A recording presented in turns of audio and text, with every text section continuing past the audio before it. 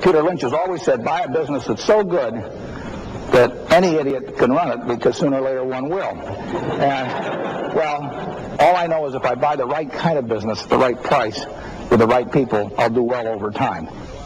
You're about to meet one of the most successful investors in the world, Warren Buffett. He gained that distinction by shrewdly investing his own and other people's money. Starting in the 1950s and 1960s, he ran an investment partnership that earned a remarkable annual average return of nearly 30% per year for 13 years. In 1965, he paid $12 a share for a company named Berkshire Hathaway. In 1995, Berkshire Hathaway, which is now an investment holding company, was trading on the New York Stock Exchange for over $25,000 per share. Based in Omaha, Nebraska, Berkshire Hathaway owns shares in such large companies as Coca-Cola, Gillette, and Capital Cities ABC, as well as 100% of such smaller companies as See's Candies, H.H. Brown Shoes, and a furniture store in Omaha, Nebraska named the Nebraska Furniture Mart. In 1994, Forbes magazine listed Warren Buffett as the second richest man in America, but he's famous for far more than just his wealth. His common sense approach to business decision-making is widely admired, both for its wit and its wisdom.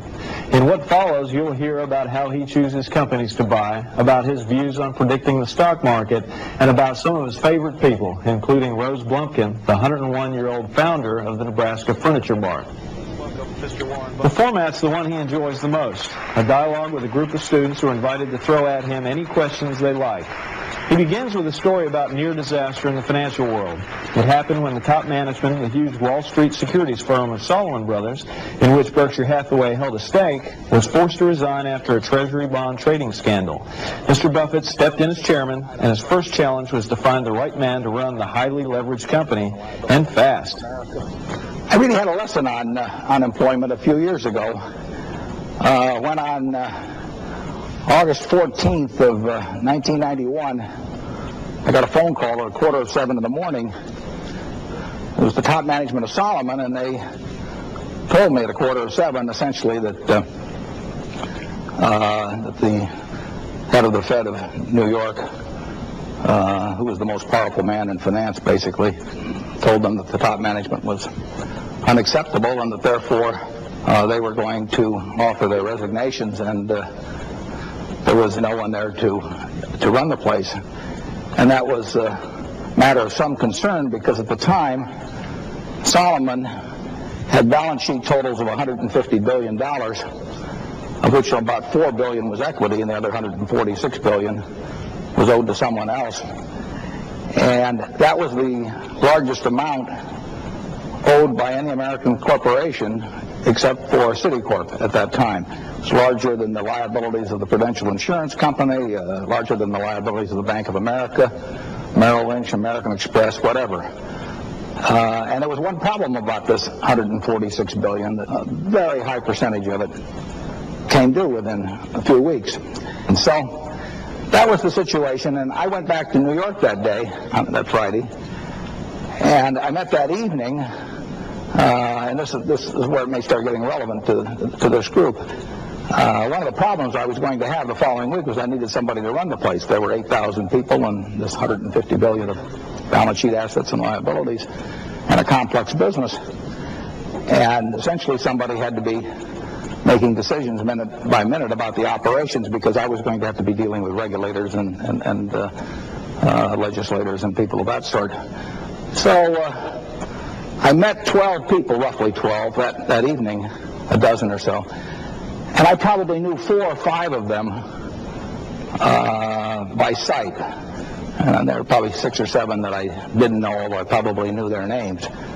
So as I interviewed these people, making what for me was the most important hire by far that I'll ever have to make, it may be of interest to you, because it may not be quite as dramatic a time when you get hired, but it may be some of the same things going through the person that's looking at you, the mind of the person that's looking at you. The good news is I did not ask them their grades in business school. The bad news, of course, is I didn't ask them whether they'd been to business school at all. I never looked at a resume. It wouldn't have made any difference. I knew that all 12 had the IQ to handle the job. No one had gotten to that position in the firm without being smart enough to know all the instruments and know how markets worked and all of that sort of thing. So it wasn't a question of IQ at all. It's just sort of hearing how their machinery works, and you can tell the people that are very full of themselves. I mean, that's very easy to do. You find a few of those in investment banking, believe it or not. You know, you can probably detect perhaps the ones that aren't going to have the courage in a situation like that. But I wanted the qualities, you know, the same thing Ben Franklin wrote about a couple hundred years ago. The people who are always willing to give the other person more credit than themselves, and who don't cut corners, and who deliver all they promise and a little extra. And essentially, I was very lucky because I found that individual, a fellow named Derek Maughan, and the next day, the board met, and we had a lot of complications that day, and we had a group of about 200 reporters, probably about this size, in an auditorium, would come in on Sunday to cover this story, and I walked out, they assembled at about 2:30, I walked out of the directors' meeting about 2:45. It was late because of other problems, and there these 12 were, and I just walked up to Derek, and I tapped him on the chest, and I said, "You're it, pal," and we went right down to the auditorium, and 200 or so reporters fired questions at him for 3 hours while he sat up at the podium with about 2 minutes notice that he was going to be running the firm. A month later, Derek Maughan never had asked me what he was getting paid. The question of his salary had never come up. Forget about stock options or anything like that. Never came up. He just walked right up and never said a word about it, and took on the job. Worked 18-hour days for months and months and months. Showed uncanny judgment about what to bring up to me and what not to bring up to me, and all sorts of things like that.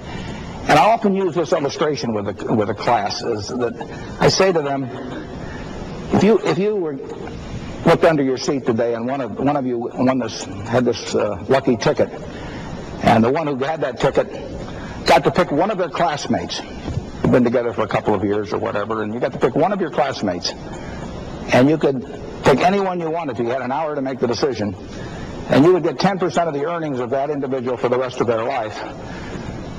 And you don't pick the guy with the richest father in the class, but well, assume you pick everybody starting from scratch. But what would you think about in that hour in terms of who you picked? Would you think about who had the highest grades in the class? Probably not. Would you think about who had the highest IQ? Probably not. You know, the best looking? Probably not. A whole bunch of things would go through your mind. I think you'd be amazed at how most of you would settle on a relatively few individuals. But the interesting thing is that when you think about what's going through your mind, you're not thinking about things that are impossible for you to achieve yourself. You're not thinking about who can jump 7 feet, who can throw a football 65 yards, you know, who can recite pi to 300 digits or whatever it may be. You're thinking about a whole bunch of qualities of character. And the truth is that every one of those qualities is obtainable. They're largely a matter of habit. You know, Ben Franklin, and actually my old boss Ben Graham, when he was 12 years old, wrote down all the qualities that he admired in other people, and he wrote down the qualities that he found objectionable. And he looked at that list, and there wasn't anything there about being able to run the 100-yard dash in 9.6 or high jumping 7 feet. They were all things that were simply a matter of deciding whether you were going to be that kind of person or not. And when you're young, you really have that opportunity. As you get older, it gets tougher because somebody has said the chains of habit are too light to be felt until they're too heavy to be broken. And in terms of behavior, you know, I see that all the time. So the time to form the right habits is very early, but it's the right habits, the habits that you would time to form the right habits is very early, but it's the right habits, the habits that you would admire in someone else and want to buy 10% of whatever individual that is, they're absolutely obtainable. And if you had to sell short one other member of your class, you know, these deals always come with a hooker, and you had to pay 10% of their earnings, again, you wouldn't pick the person with the lowest grades or anything. You'd think about the person who always cut corners or claimed credit for things that they didn't do, never showed up on time. All these little things that seem like nothing, but they determine whether if you have a 300 horsepower motor, whether you get 300 horsepower output out of it or whether you get a whole lot less. And the people I see that function well are not necessarily the people with the biggest motors, but they're the people with the most efficient motors. And it's those qualities of character that really make an enormous difference. So what I would suggest to you is think about that person you'd buy 10% of and the one you'd short 10% of, and think about why you would do it. And then ask yourself, what on this left-hand side of the list can't I achieve myself, and what on the right-hand side of the list can't I get rid of myself if I possess it? And in the end, decide you're going to be the person that you buy the 10% of. That's enough of the sermon. I'd like to answer questions now, and really the nastier they are, the better I like it, because it's much more fun, makes it more interesting. So let's start off with one here. Mr. Buffett, I was reading, it sounds like you and Charlie Munger's analysis of some companies very back of the envelope. Could you just tell us about the financial analysis that you do on companies, whether it be like Rose Blumkin's Furniture Mart or whether it be Coca-Cola? Well, yeah, those are two good examples. There's a Furniture Mart in Omaha that's going to do, at one location, $230 million of business. It's more than twice as much business as any other single-store furniture operation in the country. And it's not really run by now, but she's still the spiritual head of the place. And a woman named Rose Blumkin is going to be 101 years of age in December. And she came over here and landed in Seattle with a tag around her neck, and couldn't speak a word of English. The Red Cross got her, actually got her to Iowa first, and then she came over and started this store. After bringing over 7 siblings and their mother and father from Russia, she started this store with $500, and now has a store that does $230 million. She works 7 days a week. She's working, as we talk, she'll be working Sunday, and amazing woman, and the punchline, she put all these people out of business. The punchline is that she can't read or write. Yeah, her business will make $22 million, $23 million pre-tax this year. If you told her this room was 47 by 38, she would tell you how many square yards that is in her head, and extend it out at $5.98 a yard and add the sales tax and knock off something because she liked you. It is a real story. So I would say, incidentally, on something like that, that's all the analysis you need. If you can buy into a business that's run by somebody or with their family that runs it that way. Our total legal and accounting fees in buying that business were $1,400, and it was a one-page contract, and it just affirmed that she owned the place, and that I was going to get good title, and that there was no audit. I never looked to see what the real estate records were on the 60 acres in Omaha or anything of the sort. But I just knew that anything she said was so, and you feel very comfortable buying a business like that. I mean, I think that any good investment idea probably can be put in one paragraph. I mean, now, there are all kinds of investment ideas that I'm not going to be able to understand. I believe very strongly, as does Mrs. B, as Rose Blumkin is called, I believe very strongly in operating with what I call my circle of competence. And the most important thing in terms of your circle of competence is not how large the area of it is, it's how well you've defined the perimeter. If you know where the edges are, you're way better off than somebody that's got one that's 5 times as large, but they get very fuzzy about the edge, around the edges. And I can understand some kinds of simple businesses. I can't understand complicated businesses. Coca-Cola was about 110 years old now, and selling 750 million 8-ounce servings of their products a day around the world. Per capita consumption going up in virtually every country in the world after about 110 years or so, and it has 47% of the soft drink consumption throughout the world outside the United States, 41% of the United States, and gaining share every year. It isn't very complicated. I mean, you have to decide, A, whether it's a product that is somewhat durable, which I think has been illustrated, and whether the appeal is universal, which it certainly is, and then whether you have honest and competent management running it, which you most certainly do. Peter Lynch has always said, buy a business that's so good that any idiot can run it, because sooner or later one will.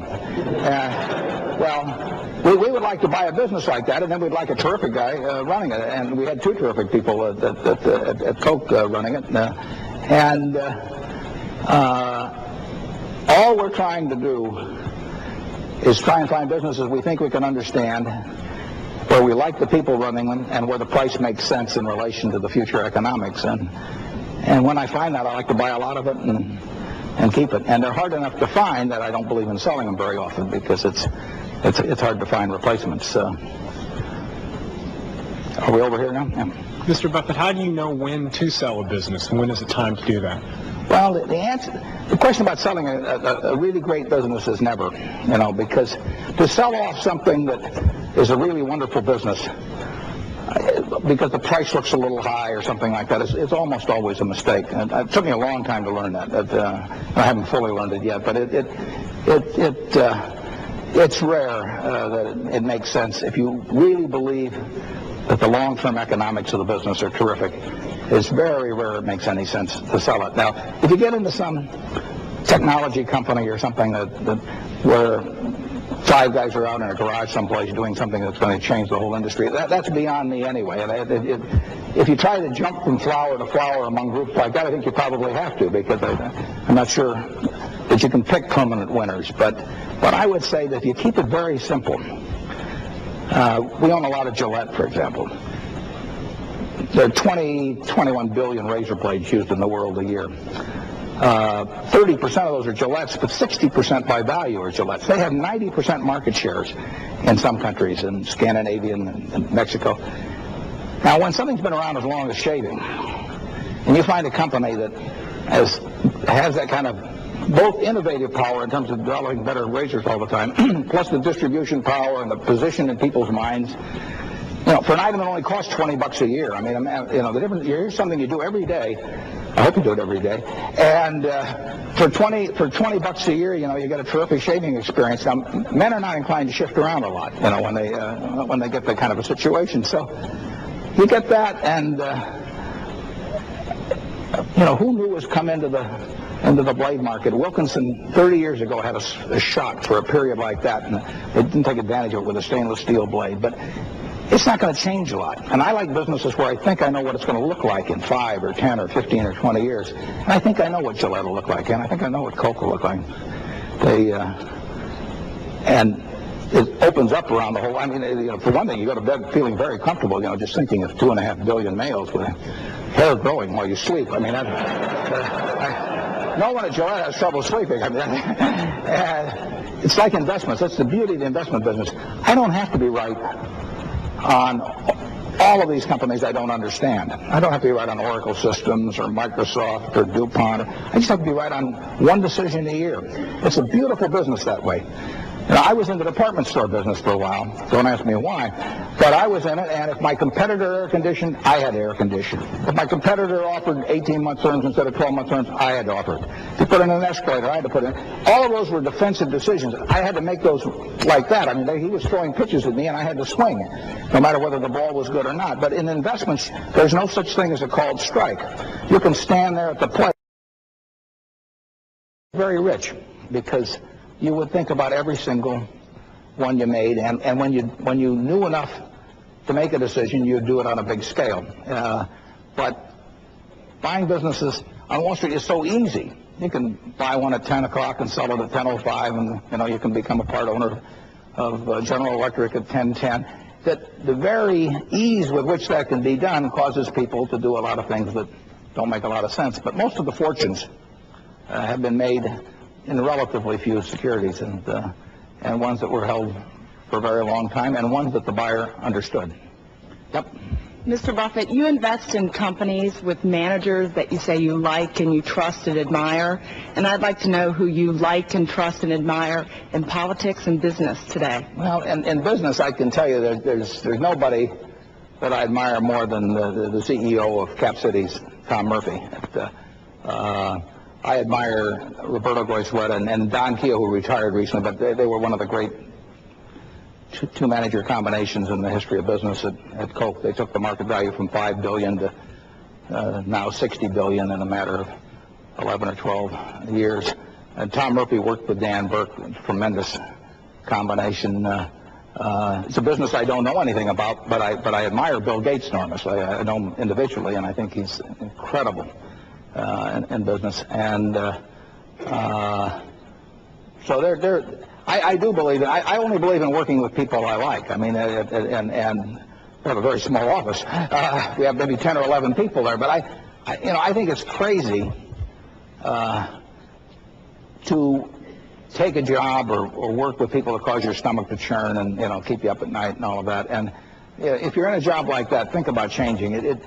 I've said that working with people you don't like in business is really like marrying for money, which is probably a bad idea under any circumstances, but it's crazy if you're already rich, right? So I work with people I like. I mean, I tap dance every day to work, and I'm with people that I think they're terrific. I admire them. I gave a talk with some student at Harvard asked me to talk last year. He said, who should I go to work for? I said, well, go to work for whomever you admire the most. And got a call from the dean about 2 weeks later. He said, what'd you tell these kids? He said, they're all becoming self-employed.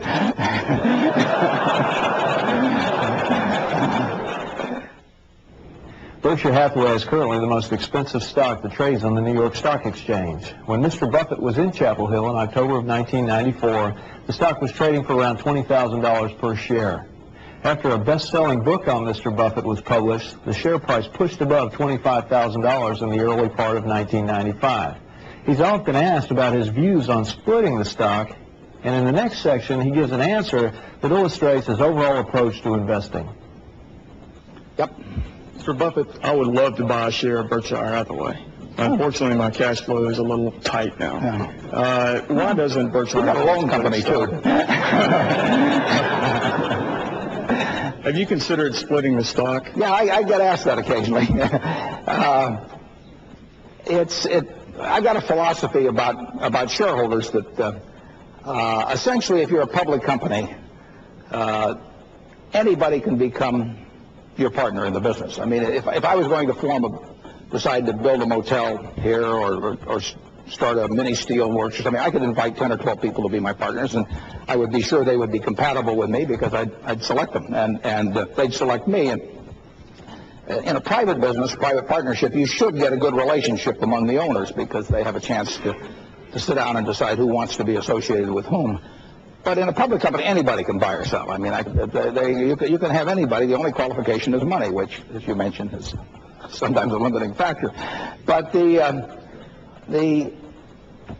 at Berkshire, I want to get people as shareholders, as partners of mine, who have got the same expectations, the same time horizons, the same methods of measurement that I have. I mean, it's crazy to go into business with somebody that's got entirely different expectations than you have. So the only way I can affect that, since anybody can buy it, is by my communications and policies. I will try to follow policies, and I will try to communicate with the people who are my partners or my would-be partners, so that the right kind of people, in terms of expectations, I don't mean the right kind of people that they're necessarily people you want to have at a cocktail party or something, but the people who are going to be happy when I'm happy with results and who are going to be unhappy when I'm unhappy. The worst thing in the world, though, we could stick a sign outside this hall tonight, and we could put rock concert on it, and we'd have one kind of crowd come in. And we could put ballet, and we'd have a somewhat different kind of crowd come in. Both crowds are fine, but it's a terrible mistake to put rock concert out there if you're going to have a ballet or vice versa. And the only way I have of sticking a sign on Berkshire as to the kind of place I'm asking people to enter is through the communications and policies. Splitting the stock is a relatively minor item in that. But essentially, I would rather have people as owners that expect to own it the rest of their lives. I mean, ideally, I don't want anybody to say about selling it next week or next month or next year.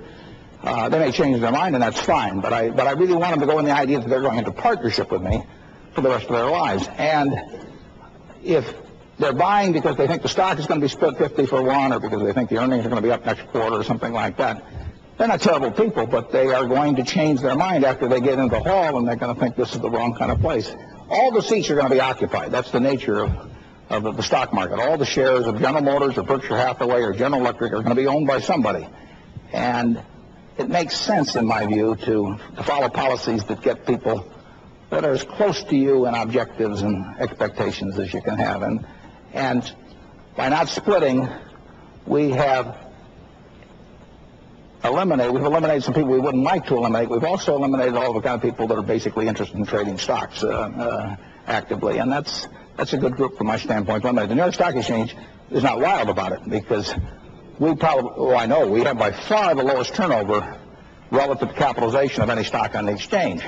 But that, to me, that's terrific. I mean, if I had a club or if I was preaching at a church, I would not measure my success by how often, how frequent the turnover of the congregation was or the club membership would be. I would really like the idea nobody wanted to leave their seat, so there wasn't any seat available for someone else.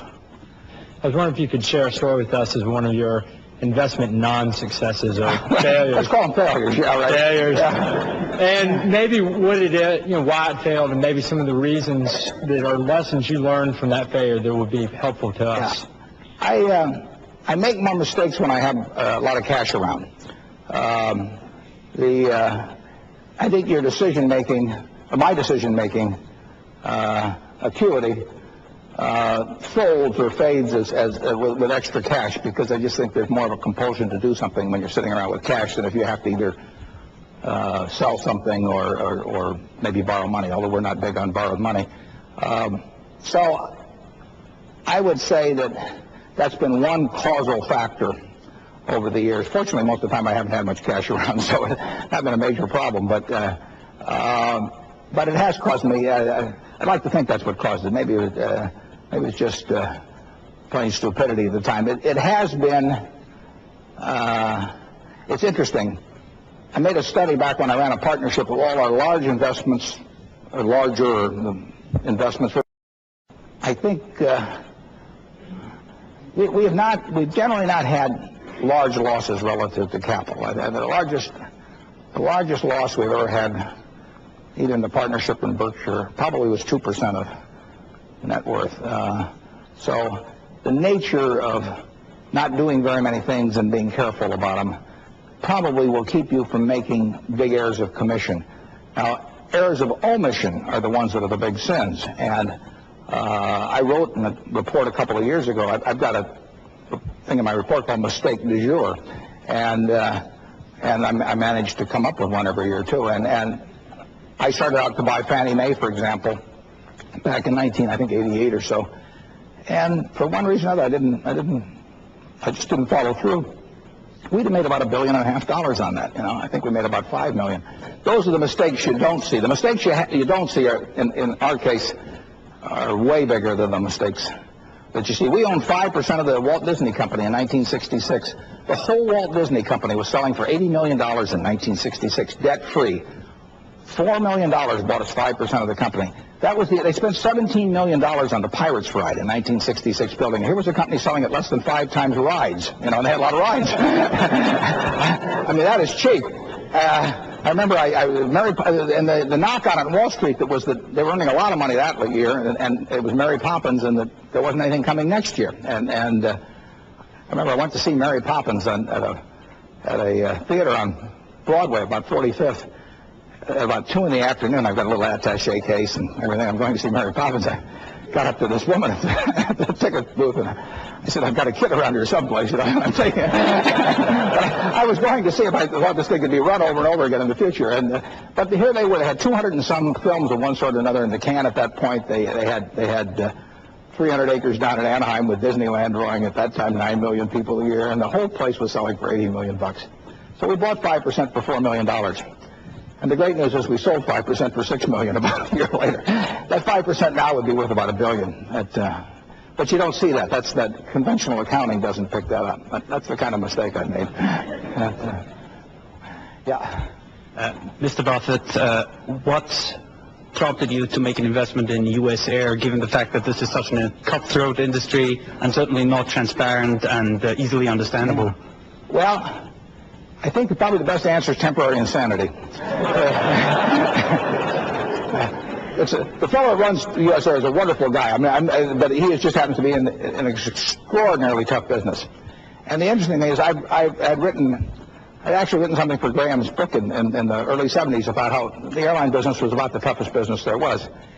And the interesting thing, of course, is that if you go back to the time, and we're in the right state for that, if we go back to the time of Kitty Hawk, net, the airline transport business in the United States has made no money. I mean, just think if you'd been down there at Kitty Hawk and you'd seen this guy go up and all of a sudden this vision hits you that that tens of millions of people would be doing this all over the world someday, and it would bring us all closer together. I think, my God, this is something to be in on.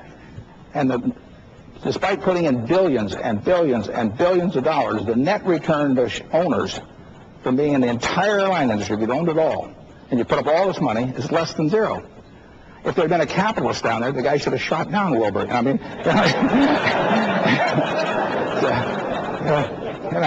one small step for mankind and one huge step backwards for capitalism. But anyway, so along comes 1989, and I've got a lot of cash, and no one misled me in any way, shape, or form. I mean, this is 100% my decision, and I put money in it. And Seth Schofield, you can't find a better human being or manager than Seth Schofield, but he is operating with revenues based on market factors and costs that are not based on market factors, and that's a recipe for a lot of trouble. So I now have this 800 number, and if I ever get the urge to buy an airline stock, I dial this number, and I say, my name is Warren, I'm an airaholic, and then this guy talks me down on the other end. Warren Buffett's approach to investing removes the worry of predicting where the stock market's going to go. He simply pays no attention to it. In this next section, you'll see why and why he considers owning the stock the next best thing to owning the company. He also responds to student questions about recent trends in banking consolidation, about investing outside of the United States, and about how to judge the franchise value of a company. I never think about what the stock market is going to do, because if Walt Disney had come to me in 1966 and said, and it was a private company, said, would you like to buy 5% of this company for $4 million? I would not think about what the stock market was going to do. I would think about what I thought the Walt Disney Company was going to do over time. And if in 1988, Roberto Goizueta, let's say Coca-Cola had been private, and he'd come to me and said, you want to buy 6 1/fraction% of the Coca-Cola company for $1 billion? I would look at the Coca-Cola company. So if something appears to me to be intelligent to do, I'm not going to forego doing it because I or anybody else has an opinion about the stock market. If Alan Greenspan came up and whispered in my ear and said, I think bonds are going to do this or that, and then therefore stocks will, I wouldn't pay any attention, not because I don't respect Alan Greenspan. It's just I'm not going to trade something I know how to do and give up something I know how to do because of some opinion about something I don't know how to do. And I don't know how to predict the stock market. I don't know how to predict interest rates. I don't know how to predict business. All I know is if I buy the right kind of business, the right price, with the right people, I'll do well over time. And in stocks, it's very hard to know when something will happen, and it's very easy to know what will happen. And we bought See's Candy in 1971 or 2. That wouldn't be familiar too much on the East Coast here, but it's very dominant in boxed chocolates on the West Coast. When it so happened that a grandson of the founder wanted to sell the company. Now, I wouldn't think about what the stock market's going to do when I try and decide whether to buy See's chocolates. What I'm thinking about is whether Russell Stover can knock them out of the box, or whether you can raise your prices periodically as you go along, how strong their hold is on people who are chocolate consumers in the West. And if that's my attitude toward buying 100% of a business like See's, it's also going to be my attitude toward buying 6% of a business like Coca-Cola. In other words, why in the world should I pass up the chance? Coca-Cola went public in either 19 or 20, I think 19, at $40 a share. The Candler family had sold it. They sold it through I guess it would have been then J.P. Morgan, the predecessor company, and the trust company of Georgia, which is now part of SunTrust. The fee was $200,000 and some for this $25 million offering, and Morgan took theirs in cash. The trust company of Georgia took theirs in stock. So you'll see on the trust company of Georgia or SunTrust balance sheet a little item, investment in Coca-Cola with a cost of $110,000. It's worth a little over $1 billion now. And subsequent to going public, the stock went down 50%, over 50%. That's when Mr. Woodruff came back from Cleveland, where he was working with a white motor company, and they brought him back to run it. They had a problem with the bottlers because of some contractual arrangements. They'd made a bad deal back in 1899 in terms of the original. Back in 2 years, whether the stock market will be higher and lower. I do know there will be intelligent things to do between now and then, and that if you see one, the thing to do is to do it. Yep. From your point of view, what's the difference in investing in the entire company like See's versus just a piece of the company like Coca-Cola? Well, there's way less difference than most people think, in my view. If I own all of See's at Berkshire and we want to change the management, we can change the management. But I don't want to get in with managements we need to change in the first place. I mean, I'm not. If I got into See's and I thought if I were going to buy See's and I thought I needed to change the management, I might not buy it because I wouldn't. What do I know about making chocolate? So I want to find them with good management. But it is true that if you had a managerial problem and you owned it all, you could change it. It is also true that you can take the capital out of the earnings out of a business that you control 100% of. You can decide the distribution policy and put them over someplace else, and that's an advantage to us. If the XYZ company that we own 5% of wants to go out and buy movie studios or whatever they might want to do, they get to allocate the capital. And all things being equal, and even unequal, I would rather allocate the capital, and I can do that if we own 100%. So that's an advantage to owning 100%. But it's so much more important to own a good business and be in with good managers than to have this little extra advantage of being able to change manager. That it's not a big difference. I would rather own the good business than own all of it. I mean, I'd like to own all of Coca-Cola, but I'm not going to own all Coca-Cola. So is that a reason not to buy 7%? No. The one advantage we have at Berkshire is that we have this mental flexibility, but all we're doing is trying to figure out how to put capital into good businesses. And we're not in the steel business per se. We're not in the shoe business per se. We're not in any business per se. We're big in insurance, but we're not in insurance. We're not committed to it. We don't have a mindset which says you got to go down this road. So we can take capital and we can move it into businesses that make sense, and that is an advantage. And since I don't come up the route from any one of these businesses, I've got that advantage of being somewhat detached, perhaps, and therefore objective. Then the question is whether it's smart. But at least I should be objective about it. Banking consolidation. Well, it's going to continue in a big way, and most people like to. Most managers like to grow, and they like to grow intelligently if they can, but if they can't, they're also willing to grow in other ways. And it is, every year the American Banker, which is the daily banking publication, every year they list what used to be 13 or 14,000 banks by size. They don't list them by profitability. In the first 100, they used to show the pictures of the CEOs of the 100 largest banks. And I think that probably has some effect. If you start measuring yourself by size, they measure by assets, but the assets are always balanced off by liabilities in that strange accounting convention. It's the only business in the world where people brag about how much they owe. They say, I got a $100 billion bank, which means they owe $100 billion, or close to it. But I myself do not see, among the banks I look at, economies of scale beyond certain points. There's always an advantage to being dominant in a market, but I'm not sure whether if you've got $200 billion spread across the country and 15% market shares, you're going to have a better business than the guy who's got 30% of the market in Rockford, Illinois, which we used to own a bank in Rockford, Illinois, and which made 2% on assets after tax, and was conservative in every respect, but that bank would earn less money as part of a larger institution. I'm convinced of that. So I don't see great advantages to shareholders in terms of major expansions of banks. I'm not saying it's all a mistake, because I've seen some good acquisitions. Wells Fargo made a terrific acquisition of Crocker, for example, some years back. But I think it will continue, and I think probably bank shareholders are going to be a little luckier than the acquiring banks shareholders. I was wondering if you would comment on your perspective of investments outside of the U.S. and in particular address your perspective on how you would hedge currency risk. Yeah, through Gillette makes about 2/3 of its money outside the United States. We own about 11% of Gillette, and Coke makes over 80% of its money outside the United States, and we own 7.7% of Coke. We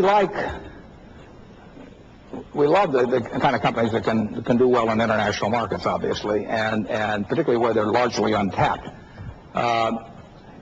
would we buy Coca-Cola if instead of being domiciled in Atlanta, it was domiciled in London or Amsterdam or someplace? The answer, of course, is yes. Would I like it quite as well? Probably just a tiny notch less, because there might be nuances of corporate governance factors or tax factors or attitudes toward capitalists or anything else that I might not quite understand quite as well, even in England, as I might in the United States. But so I prefer, by a small margin to many countries and by a large margin to other countries, I prefer a U.S. domicile operation. But I also prefer businesses that earn high returns on capital and all of that sort of thing. So we will look any place to find a good business. And I find it easier to find them in the U.S.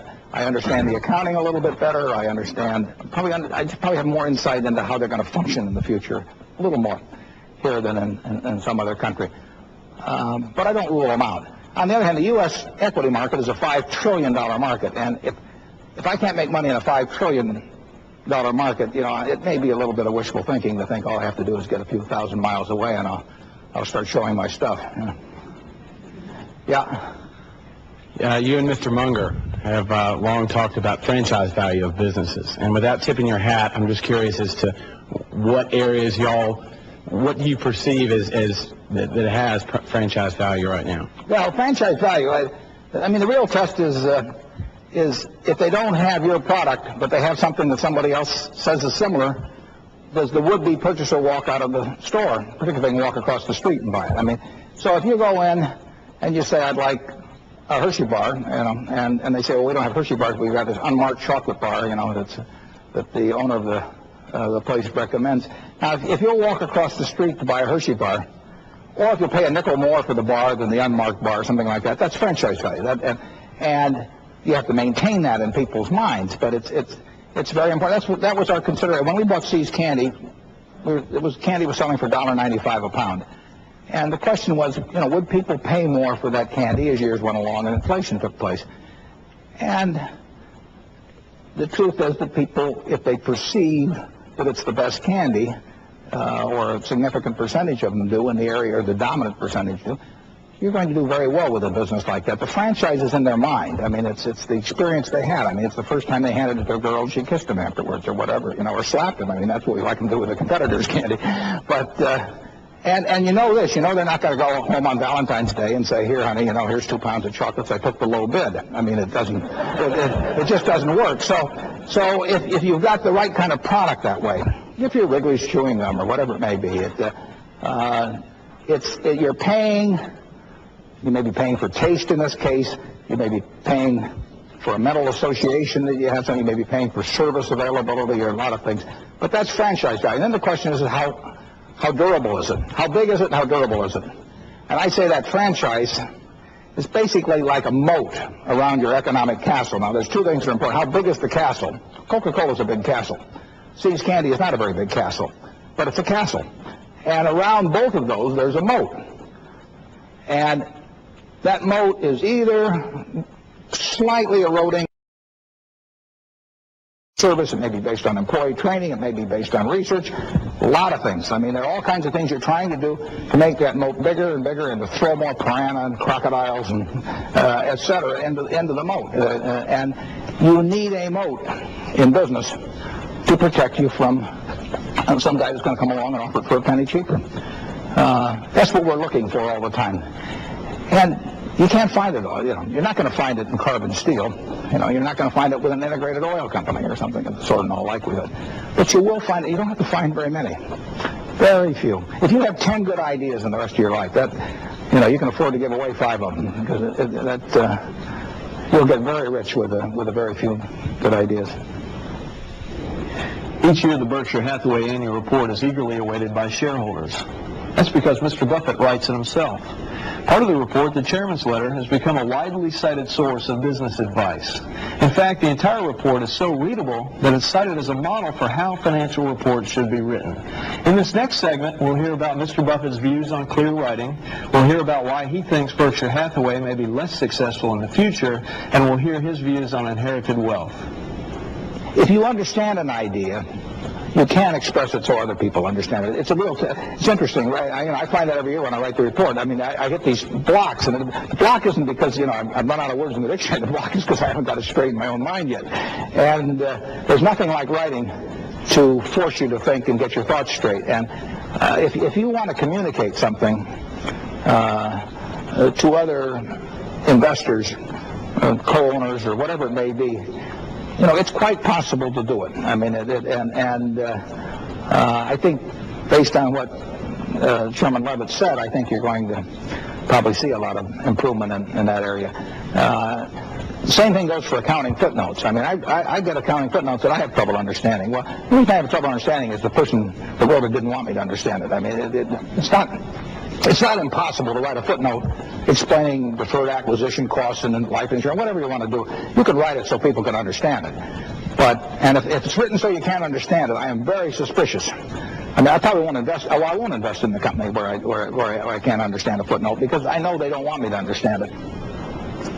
The greater the amount of capital we work with at Berkshire, the worse we are going to do in terms of everything else being equal in terms of percentage returns on equity. And I've been telling our shareholders that for years. And the reason is very simple.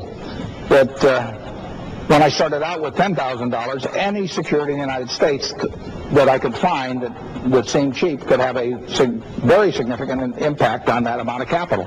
Now, if we find something we can put $100 million in and we make 50%, that's $50 million pre-tax.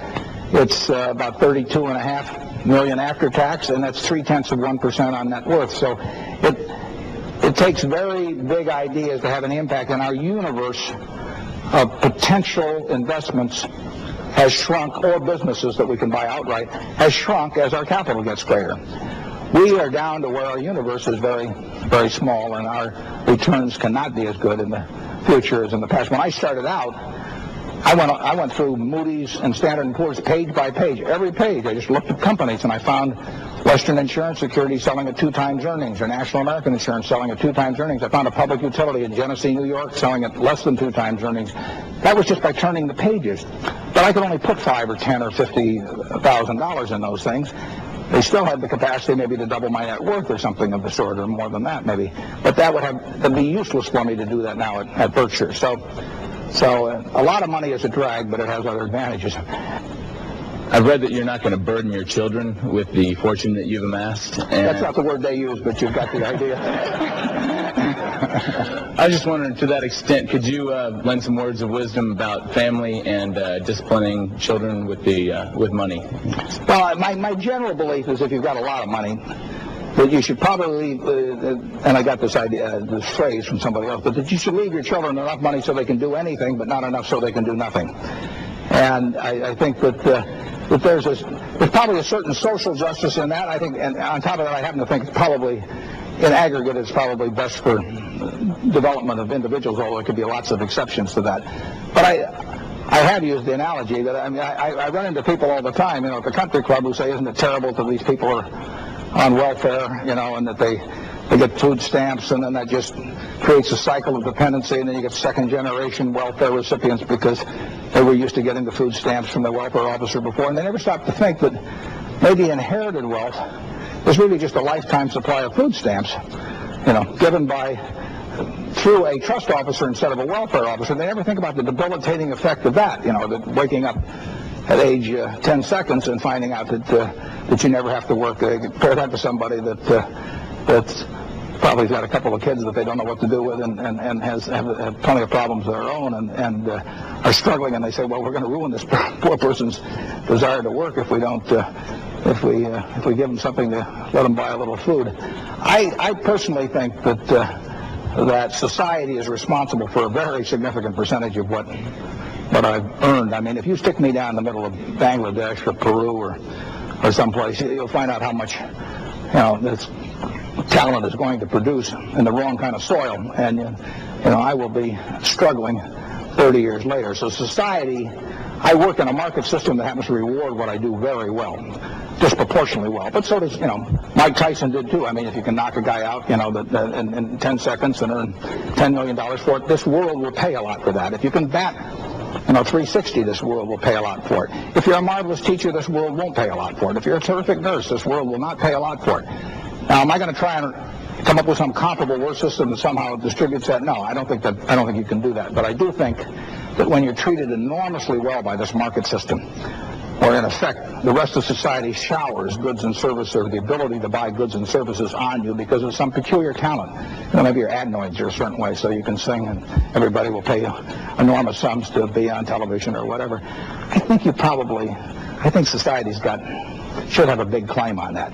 If you're lucky enough to be the child of somebody in that position, I think cutting them off with zero is probably a mistake, but I think that setting them up so that essentially they've got this lifetime supply of claims on other people's production of goods and services in society for the rest of their life, it doesn't make much sense to me. My kid will be glad to come and rebut this next week.